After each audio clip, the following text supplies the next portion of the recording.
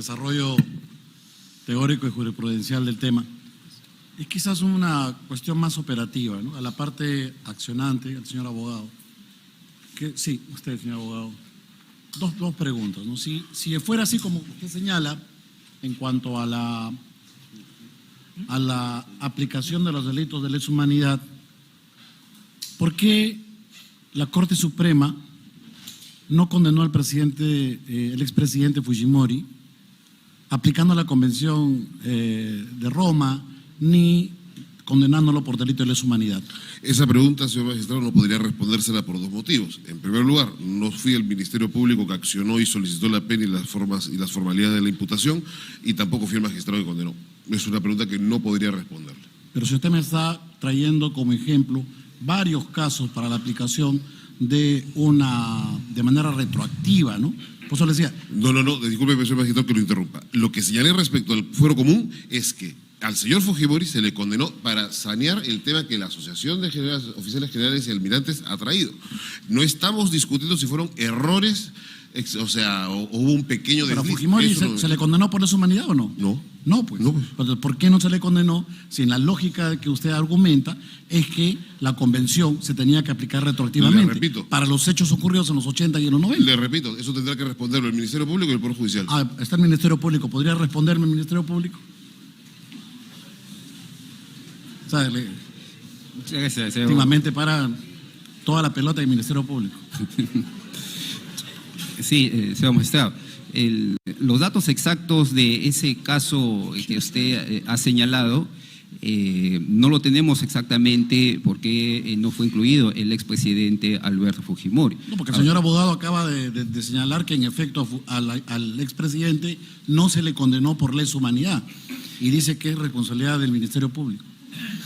Eso es porque el proceso fue llevado quizás en su tiempo por la acusación y fue juzgado por el Poder Judicial, pero tengo entendido que en el caso del expresidente Alberto Fujimori la extradición no fue por el delito de lesa humanidad. No lo tengo datos exactos específicamente sobre esa causa y esa pregunta para poderlo, porque no ha sido materia o exposición en nuestra demanda de inconstitucionalidad, ni tampoco lo hemos citado como un ejemplo para sustentar nuestra demanda. Bueno.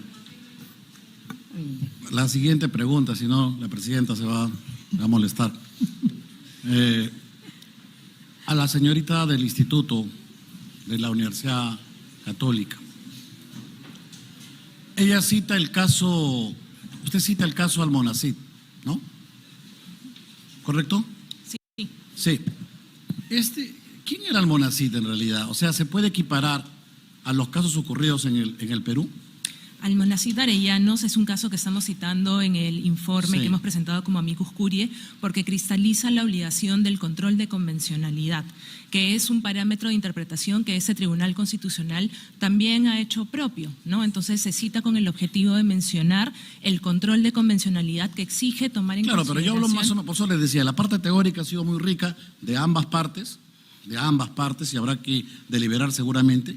Pero en la parte práctica quisiera colocar algunos casos, ¿no? Como por ejemplo el tema en ese momento del caso de Barrios Altos se hablaba del Estatuto de Roma, pero nadie se atrevió a aplicar el Estatuto de Roma. Simplemente se aplicó el Código Penal, precisamente por el tema de la principio de legalidad. Ahora, en el caso que usted cita para enfocar el tema de delitos de lesa humanidad, usted cita el caso Almonacid, pero yo entiendo que Almonacid era un dirigente del Partido Comunista. No se levantó en armas, no formó parte de un grupo terrorista. Lo que hubo acá fue un dictador como Pinochet que quiso exterminar a todos los opositores al régimen. ¿Ese caso ocurrió en el Perú? Distinguido magistrado, insisto en que el argumento de referirnos a la sentencia del caso Almonacid Arellano es para traer a colación el argumento del control de convencionalidad. Claro, pero control de convencionalidad precisamente porque en el otro caso no fue algo reactivo, técnicamente hablando, en defensa del ordenamiento, ¿se entiende, no? Porque en el caso nuestro, lo que hubo fue grupos del terror que el gobierno, los gobiernos, excedieron, y es por eso que el Código Penal fue aplicado. En efecto, distinguido magistrado. En el caso de Almonacid fue totalmente distinto. Pero el control de convencionalidad. El gobierno emprendió una política de exterminio de los adversarios, inclusive gente que no se había levantado en armas, como Almonacid, y que era un profesor comunista, pero era un profesor, y simplemente utilizó una política de exterminio. Entonces, ese control que usted alega para hacer un parangón y que permita habilitar a la justicia constitucional, en realidad, por eso vuelvo a plantear, si es factible justificar un caso como ese, tan distinto al caso peruano. De acuerdo, distinguido magistrado. El control de convencionalidad, en primer lugar, no es un control o una obligación contextualizada, es decir, no se aplica solamente para casos que tienen una similitud fáctica con casos que se discuten en sede interna peruana. Es un parámetro de interpretación que es vinculante para el Estado peruano para cualquier tipo de caso. Incluso se aplica, y podríamos entrar en una discusión, se aplica para hechos que tengan que ver con protección del medio ambiente, control de, consulta claro, previa. Usted es especialista de un instituto de Derecho Internacional, ¿correcto? Y estoy dando una respuesta desde el derecho internacional claro, y no desde el la derecho política. internacional también hay un margen de apreciación nacional. Eso, porque lo contrario, terminaríamos, por ejemplo, catalogando a todos como Adolf Hitler y como los nazis. Me parece que es una discusión que no tiene nada que ver con una obligación internacional del Estado. En todo caso, si el Estado tiene algún tipo de discusión con la aplicación o no del control de convencionalidad, el camino es el camino institucional de salir de esas obligaciones, que sería un escenario sin duda alguna lamentable,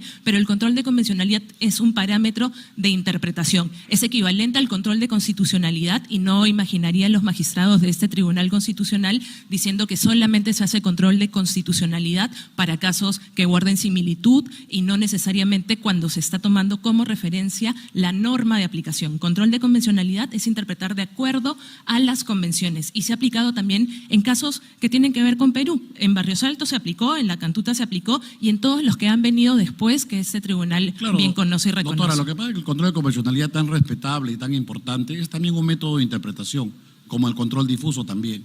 Y entonces también se tiene que contextualizar. Por eso hablamos del margen de apreciación nacional. Y no lo habla el Perú, lo habla la propia Comisión Interamericana y también el Tribunal Europeo de Derechos Humanos. Ya le entendí, quisiera escucharlo. Solamente si puedo sobre el punto del margen de apreciación, que es una herramienta del Tribunal Europeo, que es una jurisdicción a la cual este Estado no está sometido, a diferencia del control de convencionalidad. Ustedes me citan el caso Bosnia, el caso... No he citado el caso de Bosnia. Croacia, no sé, está citado. Sí, el caso Margus contra Croacia eso, como un ejemplo de cross-fertilization. Pero no estamos diciendo que se aplique el margen de apreciación. Conforme. Estamos tratando de construir un argumento normativo. También la otra parte. Excelencia, para empezar, el margen de apreciación nacional está recogido por la Corte Interamericana de Derechos Humanos en la opinión consultiva 484, le pido que la revisen. El margen de apreciación nacional precedió a la instalación del control convencional y lo enfoca, lo precisa. Es decir, los estados no son súbditos de la Corte. Los estados están regidos por el principio de soberanía y se obligan en los términos textuales bajo el principio pacta sunt servanda. Pero además el control convencional, su excelencia, y aquí es importante subrayarlo, requiere 3 elementos. Un tratado internacional autoaplicativo o self-executive. Un órgano de supervisión y una doctrina interpretativa establecida por ese órgano de supervisión. Me remito a Almonacid Arellano y Radilla Pacheco, de la Corte Interamericana. Si se miran los elementos, ¿cuál es el parámetro de validez en el control de convencionalidad? El texto de la Corte es más la interpretación de la Corte. Tiene que haber una Corte. ¿La Corte qué es? Es un órgano de supervisión. Pregunta, ¿la Convención sobre Imprescriptibilidad tiene órgano de supervisión? No. El Estatuto de Roma sí tiene un órgano de supervisión y de control permanente, que es la Corte Penal Internacional. ¿Qué ha dicho la Corte Penal Internacional sobre la retroactividad de las normas penales internacionales? Caso Costa de Marfil, caso Colombia, caso Venezuela, homogéneamente se ha pronunciado por la irretroactividad de las normas del Estatuto.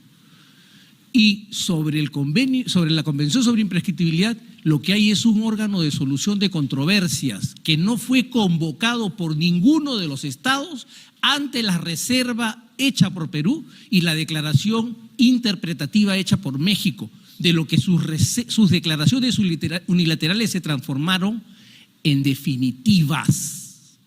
Por lo tanto, sus excelencias, cuando hablamos de control de convencionalidad, ¿de qué control de convencionalidad estamos hablando? La primera pregunta es esa. Y aquí decir control de convencionalidad, repito, otra vez en Hogwarts, no funciona. Estamos en el Tribunal Constitucional. Una pregunta. Doctor Abanto, una pregunta. ¿Qué número de resolución dijo usted de la Corte? Iba 484, Su Excelencia. 4, 4/84. Gracias. Esquema, perdón, el magistrado César Ochoa, por favor. Gracias, presidenta. Mi pregunta, en primer lugar, al amicus curiae, al doctor Caro.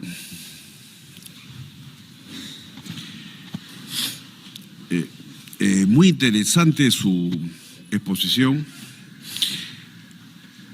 Este tipo de casos, efectivamente, pone en tensión, de un lado, la seguridad jurídica, a mi modo de ver, y otro lado, la justicia material, ¿no?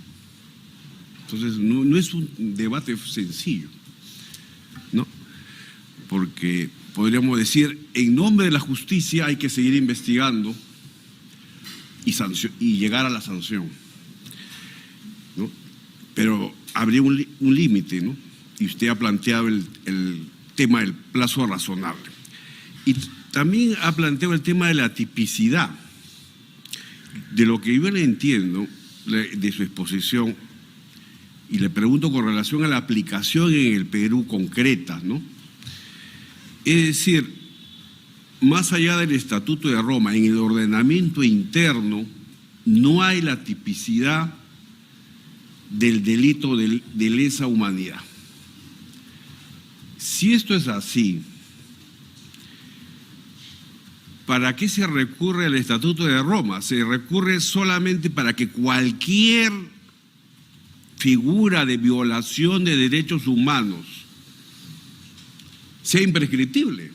Eso es lo que quiere, ese es el argumento, porque si no hay tipicidad en el ordenamiento interno, ¿cómo se condena? Porque se menciona el caso de Fujimori, no sería viable condenar por el delito de lesa humanidad. Entonces, ¿qué quiere decir esto? Que es un mecanismo para que sea imprescriptible cualquier violación, ¿no? Un detenido desaparecido, una sola persona, es gravísimo, pero ya configuraría en la práctica en el Perú, por la aplicación de los jueces, ¿no?, una figura de delito de lesa humanidad imprescriptible. Eso es lo que ocurre, más allá de toda esta discusión teórica, ¿eso es lo que ocurre en la práctica? Muchas gracias.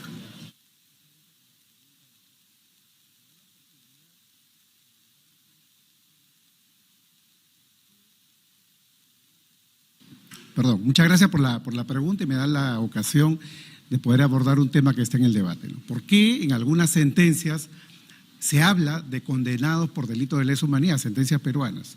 La razón es muy sencilla. Desde el punto de vista de la legalidad, todos los tribunales tienen claro que no existe una tipificación de delitos de lesa humanidad ni crímenes de guerra. Otra cosa es, y así lo dice la sentencia del caso Fujimori, es que para efectos de tasar la pena o individualizar la pena dentro del límite mínimo y máximo por delitos comunes, que en ese caso fue secuestro, y en ese caso fue asesinato y lesiones graves, al momento de cuantificar la pena, se recurre al argumento de que esto es o correspondería a toda la doctrina o la dogmática internacional de delitos de lesa humanidad. Y de hecho, en la sentencia Fujimori hay una larga exposición sobre lo que significa política de Estado, ataque sistemático y generalizado. Pero eso no significa, o no se deduce de ello, de que la consecuencia penal se ha cometido un delito de lesa humanidad o crimen de guerra. Desde esa perspectiva, no haría falta una ley, porque los delitos de lesa humanidad y los crímenes de guerra nunca han sido implementados. De hecho, el Estatuto de Roma solamente trae dos obligaciones. Por un lado, obligación de colaborar con la Corte, normas procesales, y por otro lado, la obligación de tipificar los delitos en agravio de la Corte. La implementación interna es un tema que queda librado a los estados, y Perú no ha hecho el trabajo todavía. Entonces hay una omisión del Estado peruano. Hay muchos proyectos de ley. Hay una omisión en el ordenamiento peruano de tipificar, según la posición. O sea, digamos, no hay un deber de tipificar, lo que es recomendable es implementar para evitar ir a la Corte, porque la Corte tiene un carácter secundario residual, opera en defecto de la justicia interna. Sería mejor que la justicia interna cuente con los aparatos legislativos, es decir, la legislación en materia de delitos de lesa humanidad y crímenes de guerra, para evitar recurrir a la Corte. Pero no los tenemos.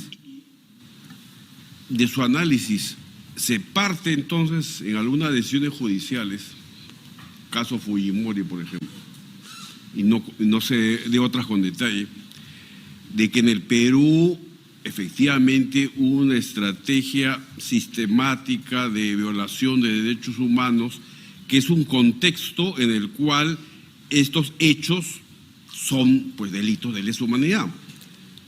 Sí, efectivamente. Entonces, en la citada sentencia, eso es lo que ocurre en la práctica. En la citada sentencia, pero no en todas, se ha afirmado eso, ¿no? Eso lo podemos debatir, lo podemos discutir, pero para efectos de la tipificación no tiene una consecuencia, porque no es un elemento del crimen, ni de la desaparición forzada, ni de la tortura o una ejecución extrajudicial o el genocidio en el Perú, que esto sea parte de un ataque sistemático generalizado contra la población civil. Pero los jueces, en el obiter dictum, evidentemente en la motivación, pueden incorporar estos elementos para justificar, aplicar la pena más grave, la pena más intensa, pero no pueden crear, no pueden hacerlo, un delito que no esté en la tipificación interna. Y sobre su argumento del plazo razonable, ¿no? Vuelvo a lo que dije inicialmente, seguridad jurídica versus justicia material.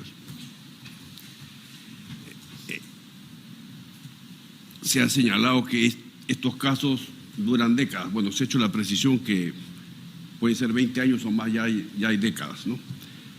Lo cierto es, ¿habría un criterio sobre plazo razonable tratándose la complejidad de estos delitos y en función a la experiencia internacional? Porque en el plano internacional, señor juez, hay varias experiencias, ¿no? Y también en el plano interno, ¿no?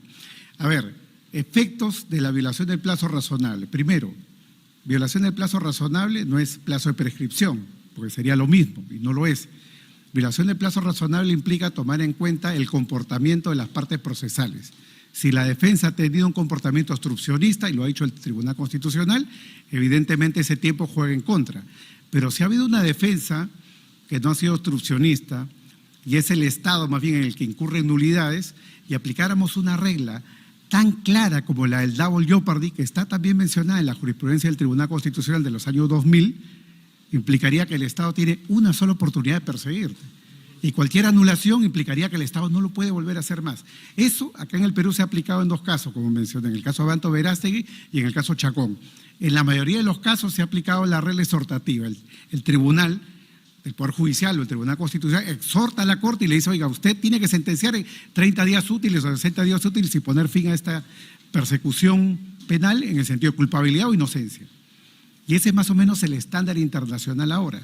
La Corte, y con esto acabo, la Corte Suprema ha aplicado algunos correctivos, ¿no? Disminución de la pena, y le suele llamar causa supralegal de disminución de la pena por violación del plazo razonable. En España eso ya está tasado, por ejemplo, en el Código Penal. muchas gracias. La abogada de la PUCO. Sobre la misma cuestión que he planteado, a raíz de la intervención del doctor Caro, ¿qué nos podría precisar respecto a la tipicidad o falta de tipicidad en el ordenamiento interno de los llamados delitos de lesa humanidad, ¿no?, y el plazo razonable para obtener la verdad y la justicia material? Esa es mi pregunta. Muchas gracias, magistrado Ochoa.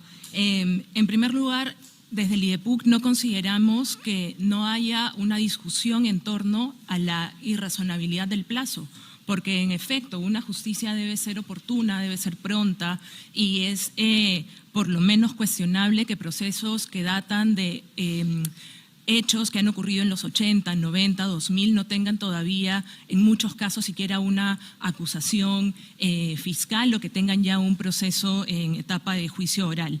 Pero lo cierto es que se está omitiendo en ese debate los derechos que quedan restringidos. Toda la conversación que hemos tenido está estrictamente centrada en la imputación de las personas que son objeto de estas investigaciones y no está pensada en la negación del derecho a la justicia, del derecho a la verdad, y eso requiere un balance. A mí sí me sorprende escuchar requerimientos de que hay ese balance, pero no hay ni una sola mención al derecho a la justicia o al derecho a la verdad. Yo mencionaba este tema de las décadas porque se menciona o se indicó en la intervención que se pretende sancionar a personas con reglas de hace 45 años, y eso es incorrecto, o al menos es impreciso, ¿no? Hay que leer las acusaciones en su contexto histórico, y por eso… Entonces, Totalmente se requiere un balance, y lo que más bien proponemos es que ese balance no está bien equilibrado si la medida que se está disponiendo es cerrar de manera inmediata los procesos. ¿Por qué no explorar caminos que satisfagan de manera más equilibrada los principios y derechos que están en contraposición? Justicia, verdad, reparación, seguridad jurídica, plazo razonable, derecho a la defensa, todos esos son derechos que el Tribunal Constitucional tendrá que valorar a efectos de encontrar un punto intermedio. Gracias por su respuesta.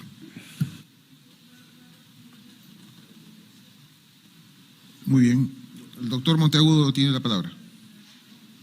Sí, permítame regresar un poquito a la reflexión teórica. Quisiera hacerle una pregunta, perdone, al doctor Quiroga.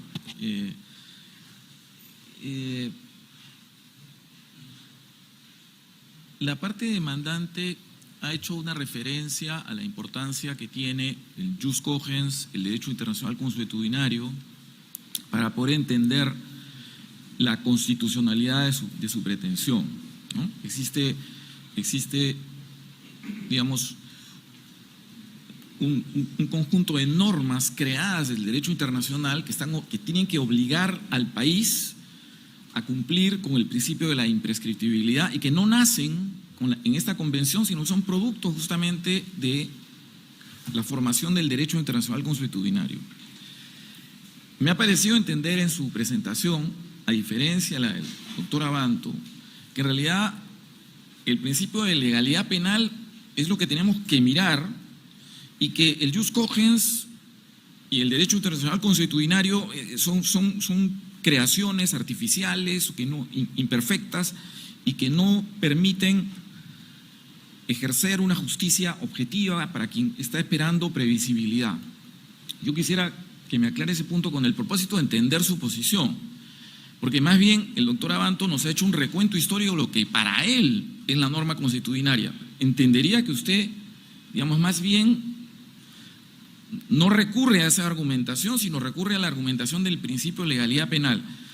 Y mi pregunta es, pero ¿no estamos obligados también por el derecho internacional consuetudinario? ¿Nuestro sistema jurídico y constitucional no debe recibir necesariamente el derecho internacional consuetudinario que se va formando con el tiempo, ¿no? Acá ha habido toda una reflexión preocupante respecto al paso del tiempo. El paso del tiempo permite justamente la consolidación y la cristalización del derecho internacional consuetudinario. Yo quisiera, no estoy haciendo una crítica, quisiera entender su postura, simplemente. Gracias. Yo le agradezco mucho la pregunta, señor magistrado. Quisiera ir por partes. Yo entiendo que lo que se llama jus cogens, por llamarlo de alguna manera, no son normas, son principios. Porque si fueran normas estarían codificadas y estarían en blanco y negro, es decir, estarían en normas que fueran eficaces. Son principios del derecho internacional, no son principios consuetudinarios, como usted mismo lo ha dicho. No hay nada más antagónico a lo escrito que lo consuetudinario. Lo consuetudinario son costumbres y las reglas escritas del derecho romano latino son puestas en blanco y negro. Entonces, mi pregunta es muy simple. ¿Una persona puede ser condenada por algo que el Estado considera un delito porque está basado en principios de jus cogens, que es materia interpretativa, o solo puede ser condenada a un delito, por un delito, y ir a la cárcel, perder su libertad, por algo que está escrito en la ley previa, bien sea de fuente nacional, bien sea de fuente internacional? Entonces, yo no entiendo, no acepto, no está en mi comprensión debe ser un defecto mío, que una persona pueda ser condenada por algo que no es escrito en la ley como un delito, porque yo creo que eso es el límite del autoritarismo, de la arbitrariedad. Por ejemplo, en la época de Velasco era un delito tener moneda extranjera. Todo el que tenía dólares podía ser procesado penalmente. Eso luego se abrogó. Supongamos que hoy día decimos, es un delito ser magistrado del Tribunal Constitucional. Muy bien, perfecto, está la norma, ¿no? Se publica el peruano, entra en vigencia pasado mañana. ¿Le parecería correcto que usted lo procesaran por ser magistrado del Tribunal cuando la norma no estaba vigente? No, es que hay unos principios que están en el aire y que yo interpreto. Entonces, para terminar, si me permite, eso colisiona con lo que la Corte ha dicho. La Corte ha dicho, la Corte Interamericana, que aplica los principios del derecho internacional, la Corte entiende que en la elaboración de tipos penales es preciso utilizar términos estrictos y unívocos que acoten claramente conductas punibles, dando sentido al principio de legalidad penal.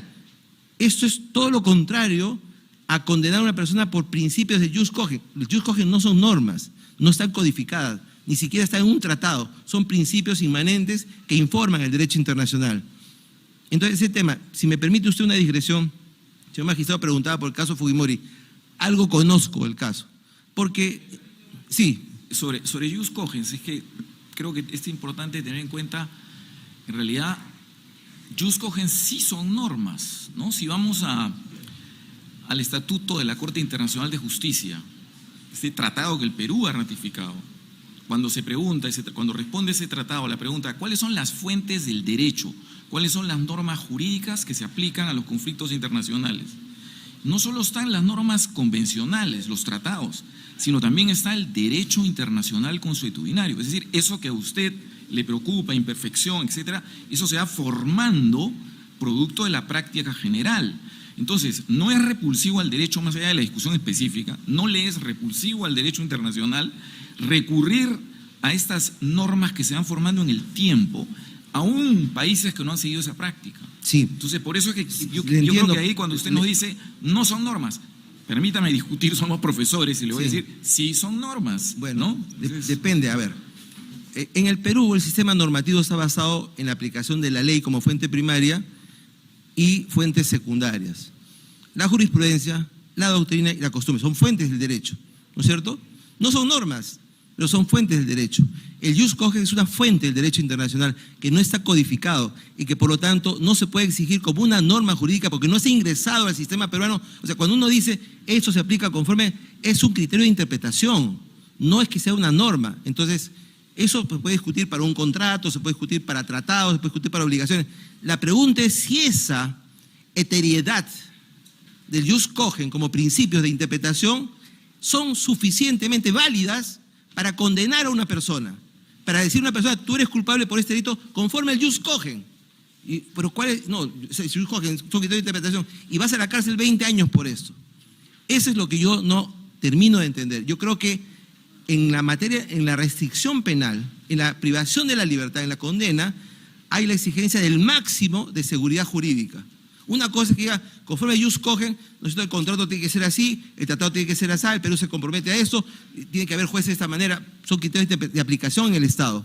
Pero para condenar a una persona válidamente, se requiere una norma escrita, clara, inequívoca, que no deje lugar a dudas, como lo dice todo el mundo, lo dice la propia Corte Interamericana. Entonces, primero, yo no sostendría, con todo respeto, que son normas, son principios de interpretación, como es la jurisprudencia, como es la doctrina, que son fuentes del derecho también. Y en segundo lugar, yo no condenaría a una persona por un principio. Y si gusta, le pongo el ejemplo de Fujimori. Para terminar, no haría, por mi parte, no haría ninguna diferencia entre la irretroactividad, o sea, un nuevo tipo legal, versus la imprescriptibilidad, es decir, el principio de que la imprescriptibilidad de los delitos de lesa humanidad se han cristalizado como una norma consuetudinaria o una norma jus cogens. Para usted no hay diferencia, es una pregunta, hace lo mismo, la misma calificación. Es una pregunta muy importante. Para empezar, yo tengo una discrepancia con mi colega Caro, que dijo que la prescripción es un tema penal, no es un tema penal. Con mi colega Banto, que dice que la prescripción está en la Constitución, tampoco lo es. La prescripción hace a la vigencia del derecho. Es un tema de la teoría general del derecho. Y por lo tanto, la ley, la prescripción está regulada por la ley, no por la Constitución. La ley puede decir, el derecho tiene esa vigencia, o tiene vigencia perpetua. Es un margen del discrecional del legislador. Se prescribe a los 60 días el tema del amparo, a los 2 años la responsabilidad extracontractual, a los 10 años la acción de nulidad, porque al legislador se le ocurre, le parece razonable. Son dos cosas distintas, el principio de legalidad y la retroactividad, que acá se están juntando. Y dice, esa es la ley de la impunidad. No, señor. Si el tipo penal de lesa humanidad, que es imprescriptible, nace el 2002, ¿cómo lo puede aplicar retroactivamente? Y cómo al aplicar retroactivamente con un juego mental hace que esa figura retroactiva entonces sea imprescriptible. ¿Me explico?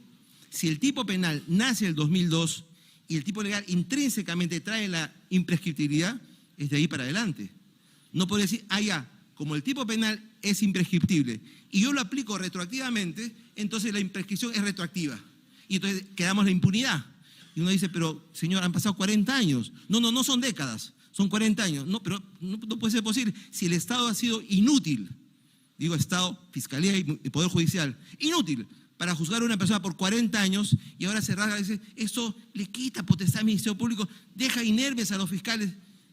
Han pasado 20 años, 25 años. A ver si su familiar estuviera juzgado 25 años, si le va a hacer una cosa simpática, si le parece un tema que respeta los derechos humanos. Ese es el tema. Entonces, estamos mezclando dos temas diferentes. Prescripción, que es un orden legal, y el tema de la retroactividad, que es un tema constitucional. Pero como usted dice, como la figura es retroactiva, jala la prescripción, es imprescriptible. Entonces nunca prescribió. En los próximos 100 años seguiremos debatiendo lo mismo. Ese es el medio del asunto. Y si gusta, le explico el tema Fujimori en 2 palabras. Con su permiso, señora presidenta. Muy bien, sí. Brevemente. El problema, yo no vi el caso, ni mucho menos, pero sí tuve la ocasión de corregir el libro del doctor Peláez, que fue el fiscal del caso Fujimori. Para empezar, el doctor Peláez ha convencido su responsabilidad. Y yo lo ayudé a publicar el libro y además lo presenté. Fujimori no fue requerido a Chile por lesa humanidad porque no existía el delito. Fujimori no fue extraditado por lesa humanidad porque no existía el delito. Fujimori no fue ampliado por lesa humanidad porque no existía el delito. Fujimori no fue encartado o procesado por lesa humanidad porque no fue materia de la acusación fiscal. Fujimori no fue condenado por lesa humanidad porque no existía el delito y no estaba en la acusación bajo el principio acusatorio. ¿Qué ocurrió entonces? En la sentencia, ex profeso, en el fallo se dice lo siguiente, está literal, lo tengo grabado en la mente: condenar a Alberto Oqueña Fujimori por homicidio calificado en agrado de fulano venga a la pena de tantos a 25 años. Condenar por lesiones graves. Condenar por secuestro, Gorriti y otro más.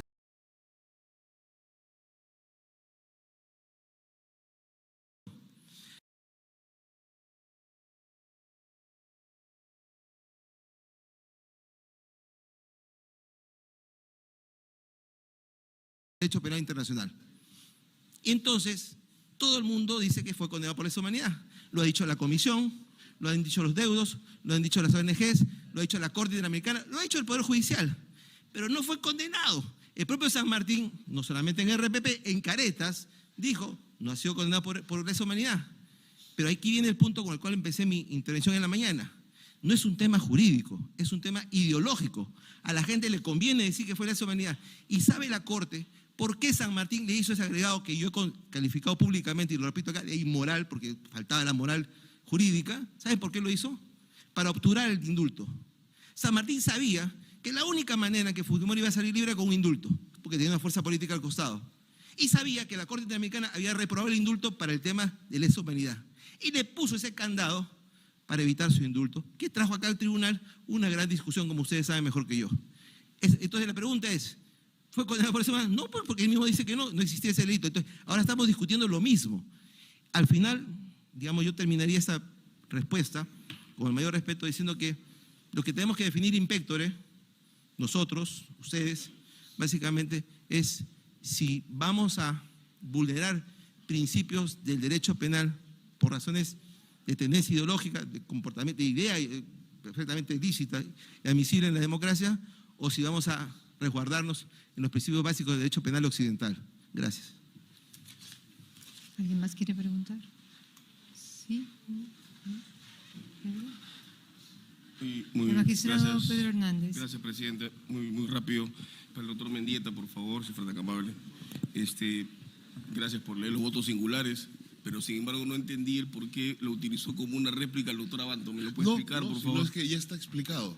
O sea, lo que acá es ya en su resolución, en su voto singular, usted expuso el trayecto histórico desde el juicio de Nuremberg hasta los últimos actos. Ok, Eso muchas es gracias. Lo segundo, y eso sí usted lo ha repetido con mucha reiteración, usted sostiene que esta reserva que muchos llaman declaración, por la que se pronuncia el tribunal en el 24-2010, es inconstitucional. Y entiendo que en su lógica eso significaría que está fuera del ordenamiento jurídico, ¿algo así es? No lo digo yo, lo dice el Tribunal Constitucional. En la sentencia 24-2010, el Tribunal Constitucional establece que es inconstitucional la resolución legislativa.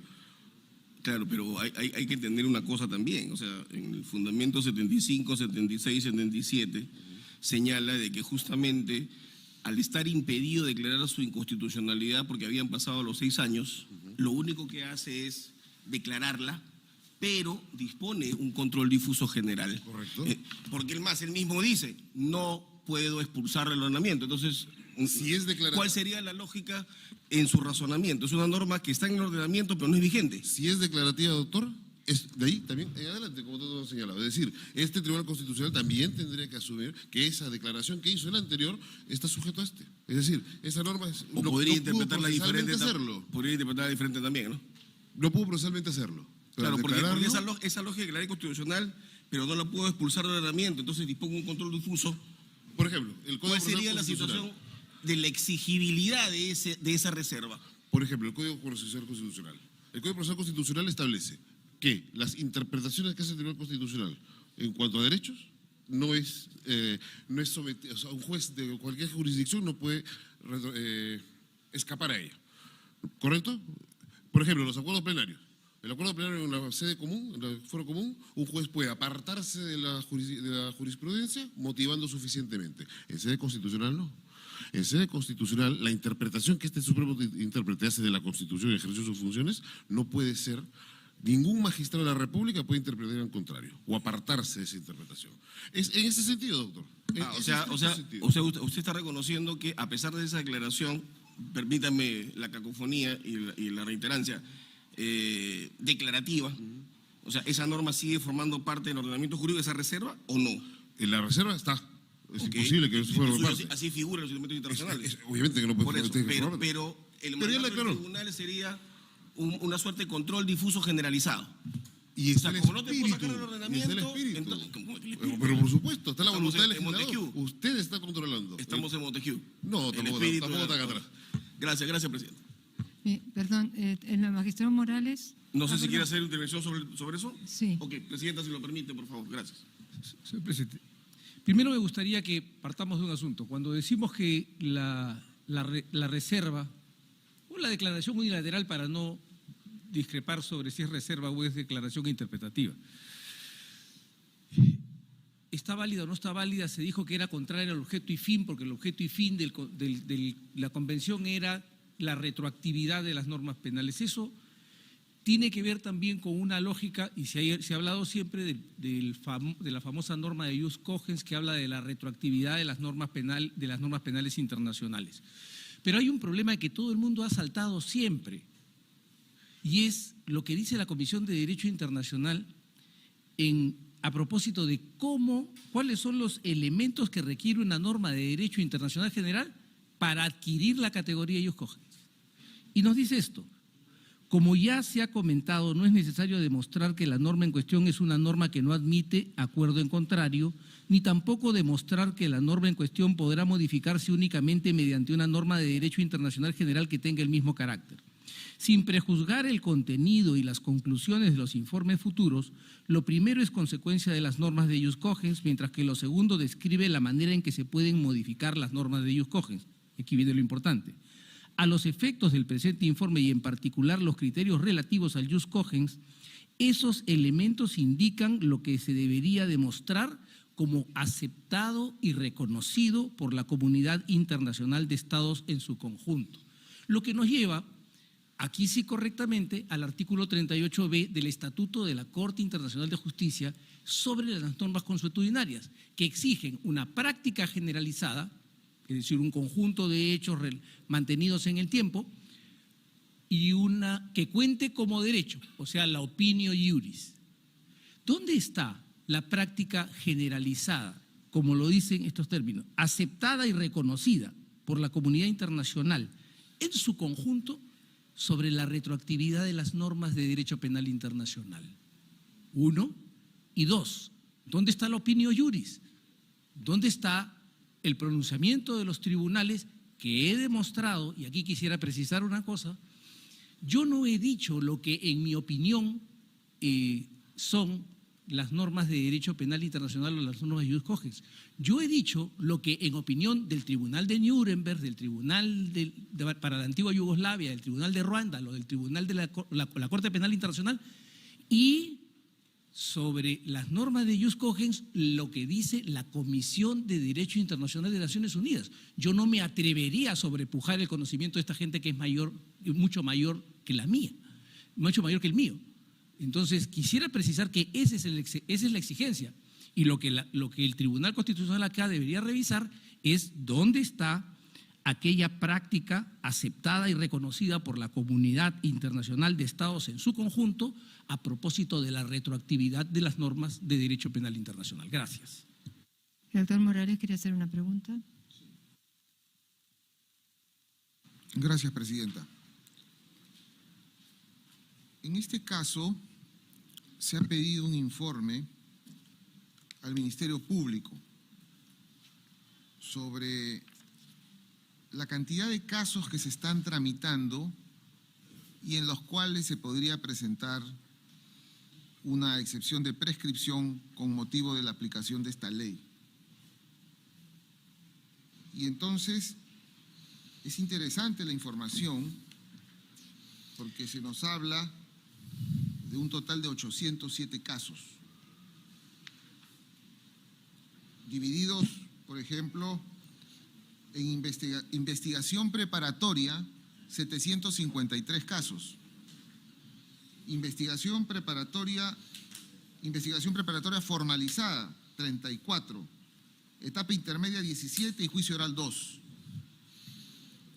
Y lo que noto en esa información es que muchos de estos casos se han iniciado en el año 2024, 2021, ¿no? Entonces, si bien es cierto, estamos en un proceso de control abstracto y toda esta discusión interesante sobre la cual nos formaremos un juicio respecto de si la reserva es válida, no válida, el jus cogens, pero el impacto de esta decisión, yo quisiera que me diga usted en el Ministerio Público por qué es que se han iniciado recién estos procesos, por un lado. Y preguntarle al doctor Caro, ¿no? Por favor, también quisiera su opinión técnica desde el punto de vista de la persecución penal, ¿no? Porque este tribunal va a tener que tomar una decisión respecto de eso. ¿Cómo se explica esta situación? ¿Y qué alternativas tiene el derecho, de ser el caso, de que haya o no algún tipo, porque usted lo ha mencionado, de reparación, de investigación, etcétera? El tema de la prescripción, ¿no?, ha sido expuesto en el sentido de que no podría haber una retroactividad, ¿no es cierto? Entonces, por favor, usted y después el doctor Carlos. Sí, gracias, señor magistrado. En cuanto a la información que le han proporcionado la Fiscalía de la Nación, que es del año 2024, por lo que informa, está relacionada a los hechos sucedidos quizás como consecuencia del golpe de Estado, las protestas que se hubieron originado en ese momento. Entonces quizás hayan existido o existan investigaciones que se hayan iniciado bajo esos términos. Quizás por ese motivo se ha iniciado la investigación que está siguiéndose en el Ministerio Público. Pero adicionalmente a eso, yo quisiera agregar algo más. Acá cuando se ha hablado del plazo razonable, se ha hablado del punto de vista de la participación o la colaboración de uno de los investigados. Pero el concepto de plazo razonable también tiene un presupuesto adicional, que es la complejidad de la investigación. En los casos de delitos de lesa humanidad y crímenes de guerra, por su propia naturaleza, son procesos complejos. Y eso es un presupuesto del plazo razonable. Por ejemplo, solamente para hacerle lo que sucedió una vez en el caso del Frontón. En el caso del Frontón, por lo sucedido después, inclusive hay una sentencia del Tribunal Constitucional que se pronuncia en el sentido de poder identificar a las víctimas del caso Frontón. Y eso fue un tema muy discutido, me acuerdo que se asistió a la vista, porque se estaban haciendo análisis de los restos óseos que se habían encontrado. Y eso demostraba una complejidad, porque habría que encontrar de los huesos restos de ADN y encontrar a las familias. Todo lo que hemos escuchado en esta mañana, en aplicación de esta ley, está referida a la exposición a los que están siendo procesados o acusados. Pero el derecho a la verdad, que es al final lo que se está transgrediendo con esta ley, y es lo que se trata de proteger, es el derecho a la verdad. En otras palabras, las víctimas. No hemos escuchado acá ninguna posición de cuál es la situación de las personas que han sufrido estos tratos de lesa humanidad o de crímenes de guerra, las víctimas. Es por eso que la intervención de los colegas anteriores, cuando hablamos de la convencionalidad, está también referido a la protección de las víctimas. Y en ese sentido, inclusive en la demanda de inconstitucionalidad que presentó el Colegio de Abogados, hay un escrito de Animus Curiae del Tribunal Constitucional del Perú, lo ha presentado el 10 de enero de 2025, del relator especial sobre la promoción de la verdad, de justicia y reparación y garantías de no repetición de Naciones Unidas, Derechos Humanos. Y también hace una explicación por qué el Estado peruano está obligado a las convenciones. Si bien lo puede decir que no es algo vinculante, obligatorio, pero sí también demuestra la preocupación del relator de las Naciones Unidas desde el punto de vista de las víctimas que están siendo, que también tendrían que tener una respuesta por el Estado peruano. Muchas gracias, Muy bien, señor muchas gracias. magistrado. Doctor. Muchas gracias, señor juez. Respondiendo a la pregunta y partiendo lo último, ¿no?, para empatarlo. Las víctimas tienen derecho a la verdad, pero el derecho a la verdad no implica un derecho a la sanción. Es decir, las víctimas no son los titulares de la acción penal. La acción penal le corresponde de principio a fin al Ministerio Público, al Estado. Las víctimas tienen derecho a la reparación. Un dato importante: si un caso se declara prescrito… Perdón, un segundito, es que están hablando allí y les agradecería, sé que estamos todos cansados, pero hay que hacer un esfuerzo de también respetar a los demás cuando hablan, les agradecería que no conversen. En esa perspectiva, señor juez, si un caso se declara prescrito en el ámbito penal está claro, el caso puede continuar para efecto de la declaración de la responsabilidad civil. Es por eso que el nuevo Código Procesal Penal trae incluso la regla según la cual puede haber sobreseimiento, se cierra la persecución penal, el Ministerio Público sale de la ecuación y el caso continúa con la parte civil para reclamar la reparación. Entonces, la reparación está absolutamente exenta de la discusión sobre el tema de la prescripción o no prescripción de este tipo de delitos que se imputan. Bueno, es un diálogo muy interesante. Yo, para terminar, al abogado representante de la Fiscalía, como se ha hecho referencia que una de las razones para las demoras en los juicios puede ser que el mismo gobierno haya impedido que se juzgue a las personas, yo quería saber si la Fiscalía ha puesto esto de manifiesto en alguno de los 800 casos que tiene, porque a lo mejor son menos, porque usted acaba de aclarar que algunos pueden ser de los últimos años, ¿no? Entonces, pero antes se ha referido, como me parece, como a 700, ¿no? Algo así. O sea, es un número alto de personas. Quería saber si la Fiscalía ha puesto de manifiesto que ha habido ese entorpecimiento de parte del Estado para juzgar a esas personas, o eso no está en él. No, el entorpecimiento por parte del Estado creo que no ha existido, porque el plazo razonable es el concepto de cuál ha sido la conducta de las partes, del investigado, el acusado, investigado. El segundo presupuesto es cuál ha sido la participación del Estado, en este caso de los órganos jurisdiccionales, Y el tercero es la complejidad. En este caso tendríamos que, para precisar aún más cuál ha sido la participación o del Estado específicamente, ya sea del Ministerio Público o del Poder Judicial en estos casos No, especiales. era porque esa fue la afirmación que hizo el representante del Colegio de Abogados de la Libertad, ¿no? Que era una afirmación bastante fuerte, que, dando a entender que la demora que había ocurrido en el Perú era porque el Estado mismo podía haber impedido. Ok, creo que ha quedado aclarado. Sí, doctor. Excelencia. Se hizo referencia al caso del Frontón. Quisiera señalar ese ejemplo. En el caso del Frontón, el proceso comenzó en el año 2005. Han pasado 20 años. Se produjo un juicio y se quebró por el Poder Judicial, es decir, la conducta de la autoridad judicial. Alegar complejidad en los casos de lesa humanidad implica tener un parámetro de comparación. Caso Bemba, Corte Penal Internacional. Caso Katanga, Corte Penal Internacional.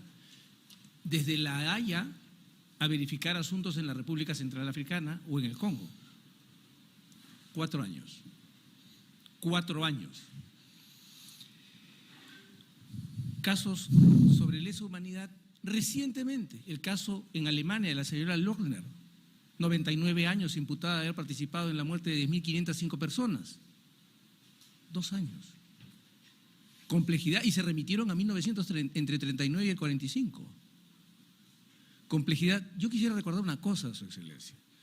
Por más que se haya victimizado el proceso penal, es importante recordar cómo se origina el concepto de debido proceso, porque comienza declarándose que nadie será privado de su vida, su libertad o su propiedad sin un debido proceso legal. ¿Para quién era el derecho? Porque el Ministerio Público dice, se fijan en el imputado. ¿Y en quién nos fijamos en el debido proceso? ¿Quién está en riesgo? El imputado. Y lo puedo tener durante 25 años, porque vamos a borrar todo el tiempo pasado, Su Excelencia. So pretexto de una norma de ius cogens inexistente y con la aplicación de unos contextos inaplicables porque se quieren aplicar retroactivamente Yugoslavia y Ruanda, Su Excelencia, tenemos en etapa democrática que se contabiliza desde el 22 de noviembre del 2020 hasta hoy 25 años. Y eso no les basta. Muchas gracias. Bueno, ha sido muy clarificante todo este diálogo. Creo que usted quiere decir una cosa más ya para cerrar, si le parece. 1 minuto, sí. Muchas gracias. Pobre viejitos, sí. Son viejitos. Mi participación, 30 segundos. Supremacía de la realidad. Caso Pucará. Está registrado en la historia del Servicio Jurídico del Ejército. Denunciado por la Comisión de la Verdad. Después de 27 años ocurridos los hechos, 8 oficiales fueron declarados inocentes, los que sufrieron pena de cárcel por el tiempo 15 meses. Caso Lircay, después de 24 años ocurridos los hechos, los 2 oficiales fueron declarados inocentes, pero pasaron 6 meses internos en un penal. Y sigo hablando porque es larga la lista. Ya me imagino. Ok, muchas gracias a todos. Vista la causa, queda el voto.